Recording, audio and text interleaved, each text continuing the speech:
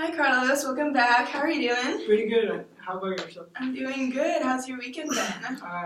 Pretty great. I've actually been playing a lot with the snow, so it's pretty fun. Yeah, with my this friends. weather has been crazy. I'm over the snow. I'm waiting. I want it to be warm again. Yeah. All right, so I just want to say thank you for coming back. Again, I'm Maggie. I'll be your social worker here. So last time we did kind of more of an assessment. So we talked more about kind of the issues and why you're coming in to seek services, and I kind of asked you a lot more of the questions to hear your side of the story and learn more about you. Yeah. And then from that information that I've collected today, we're going to start working on goals to help improve those issues. So last time we kind of talked about your two main issues of why you're coming to see me. One of them being your relationship with your mom and kind of those communication barriers that you guys are having, as well as your kind of drinking and substance abuse issues. Yeah. And we primarily focused on you and your mom last time. Can you tell me a little bit more about how that has been going since I've seen you last time? It's kind of the same. I make it a point to get outside of my room at least once a week instead of whenever she comes home and then I go straight to my room. I try to stay in the living room where all my siblings are and visit with the family a little bit more. But it's not a big thing, but I'm trying, yeah. Well, I think that's a great first step, so good on that. But so it kind of sounds like you're still seeing it as your mom is being kind of hovering, but you're trying to get out there a little bit. But would you be opening to kind of see it more as she's just kind of being really caring about your well-being? I mean, I know at the end of the day the answer is yeah, she does, and it's just a matter of me just getting used to that idea. But yeah, I could see that. Okay. Well, I mean, that's completely fine. It's normal. A lot of my other clients that have kind of communication errors with their parents kind of see it as the same way. So what you're experiencing is completely normal. But let's see. Well, let's start making some goals so we can improve this. So in a perfect world, what would you and your mom's relationship look like?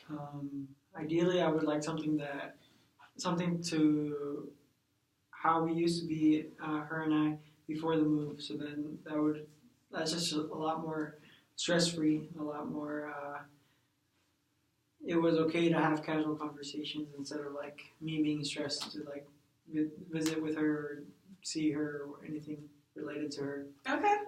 So maybe we can make it our goal to, you, Carlos, will have better communication with your mom. Would that be a good step to start taking? Okay.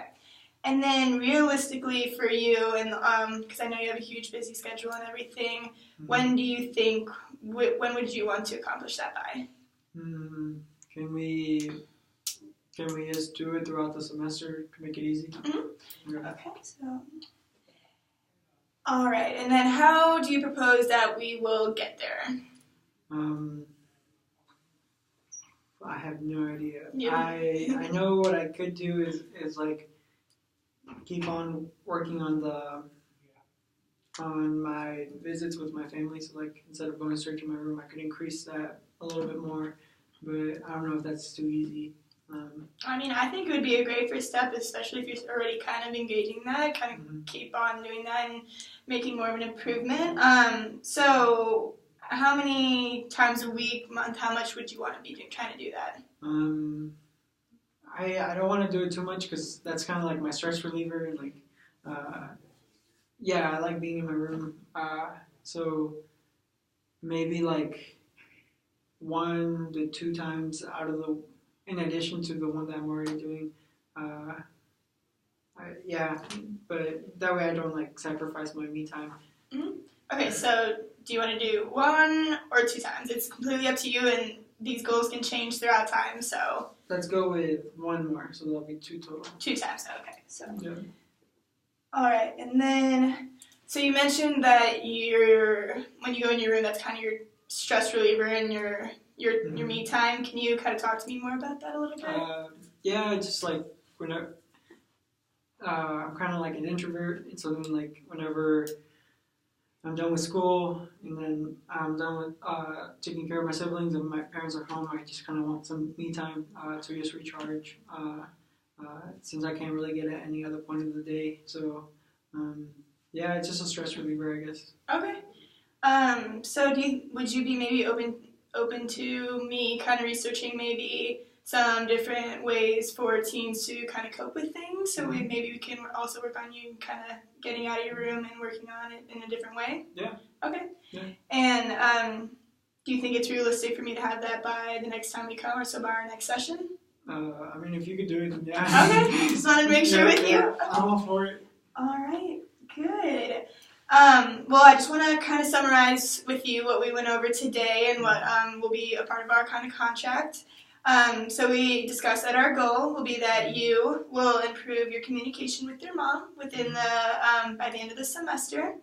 And then our first action step will be you will be engaging with your family twice a week. And then our last one will be I will research ways or different coping mechanisms for teens by our next session.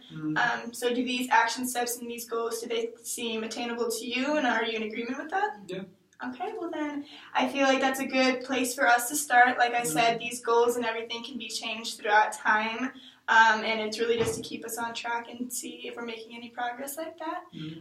We've got about 5 minutes left. Do you have any questions or concerns about anything that we talked about today? No. Yeah, I'm more on the same page so far. Okay, awesome. Well then I will get this written up and make a copy for you, and then I will see you next time and come in. You're the best, thank you. All right, bye Carlos. Take care.